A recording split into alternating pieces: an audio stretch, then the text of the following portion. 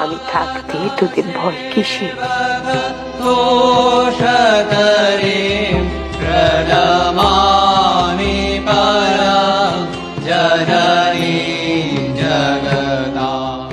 আমাদের প্রত্যেকের হৃদয়ে একজন নীরব দর্শক বসে আছেন।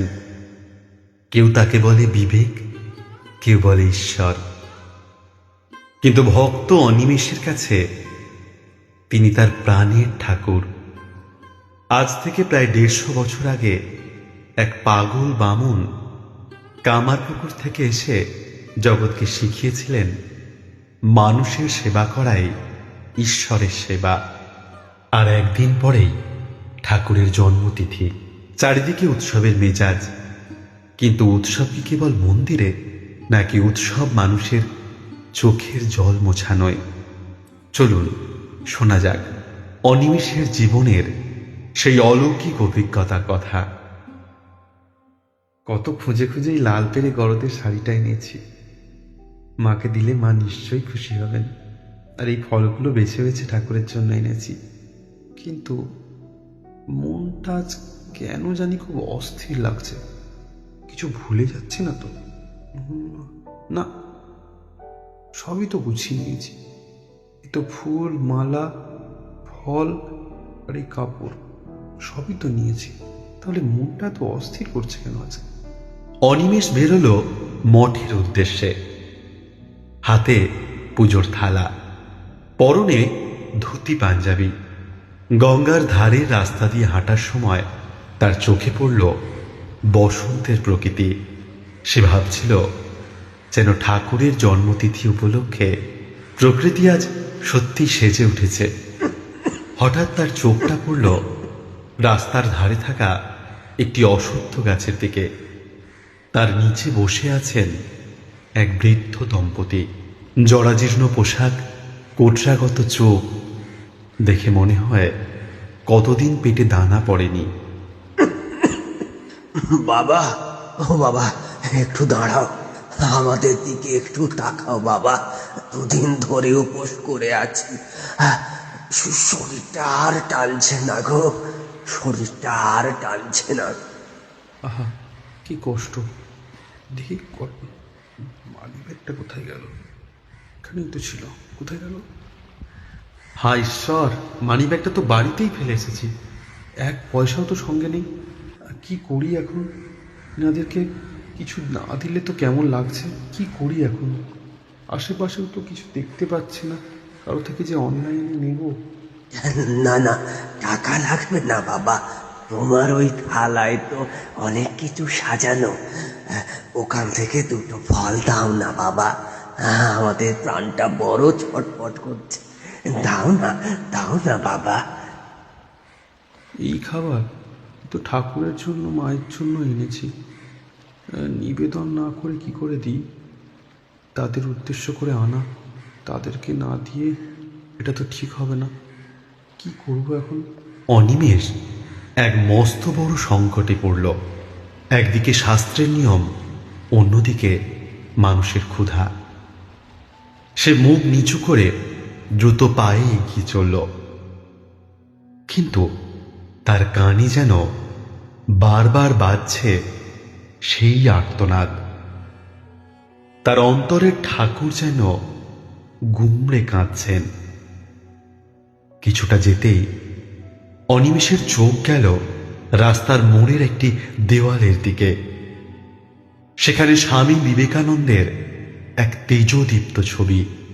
তলায় জলজল করছে বড় বড় হরফে লেখা, জীবে প্রেম করে যেই জন, সেই জন সেবিছে ঈশ্বর।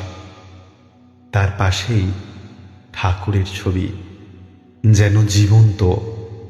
মনে হচ্ছে ঠাকুর তার দিকে তাকিয়ে বলছেন, আমি কি শুধু পাথরের মূর্তিতে বন্দী? আমি তো ওই ক্ষুধার্তের পেটে ক্ষুধা হয়ে আছি। তার পাশে থাকা মায়ের ছবির দিকে চোখ পড়ল, যেন মা বলছেন, তোকে সবাইকে সাহায্য করতে হবে না। তোর সামনে যদি একজন কেউ ক্ষুধার্ত দেখিস, তবে তাকে সাহায্য কর। আমি কি ভুল করলাম? আমি আমি ঠাকুরকে মন্দিরে খুঁজতে যাচ্ছি, আর ঠাকুর আমার পথের ধারে বসে খিদেই কাতরাচ্ছেন। শিবজ্ঞানে জীব সেবা, এটাই তোমার ঠাকুরের শ্রেষ্ঠ শিক্ষা। আমি সেগুলো ভুলে গেলাম। যত মত তত পথ, যদি সেবা না থাকে তবে তো সব পথই অন্ধকার। আমি কি করে করলাম এত বড় ভুল? কি করে করলাম? আমার ঠিক হয়নি, আমাকে যেতে হবে আবার। অনিমেষ পাগলের মতো ছুটতে লাগলো। তারপর সে ফিরে এলো সেই গাছতলায়। গিয়ে দেখল বৃদ্ধাটি ক্লান্তিতে প্রায় এলিয়ে পড়েছেন। অনিমেষ কোনো কথা না বলে কাঁসার থালাটি তাদের সামনে নামিয়ে রাখল। ও মা, মাগো, তুমি তুমি কাপড়টা নাও, আর এই ফলগুলো তোমরা খাও। এই শাড়িটা কিন্তু তুমি পরবে, এটা পরলে তোমাকে সাক্ষাৎ জগৎজননী লাগবে। বৃদ্ধাটি যখন কাঁপা কাঁপা হাতে শাড়িটি হাতে নিলেন, অনিমেষ অনুভব করল তার সারা শরীরে এক আশ্চর্য শিহরণ, এক অদ্ভুত শান্তি, যা হাজারো পুজো পাঠেও সেই শান্তি তাকে এনে দেয়নি। তার মনে হল তার দেহের প্রতিটি লোমকূপ যেন চিৎকার করে বলছে, জয় ঠাকুর, জয় মা। সব বিলিয়ে দিয়ে অনিমেষ যখন মঠের গর্ভগৃহে পৌঁছাল, তখন তার কাছে কিছুই নেই, শুধু আছে অন্তর ভরা ভক্তি। না আছে ফল, না আছে কাপড়। সে মাথা নিচু করে মায়ের সামনে দাঁড়ালো, বলল, মা, আমায় তুমি ক্ষমা করো।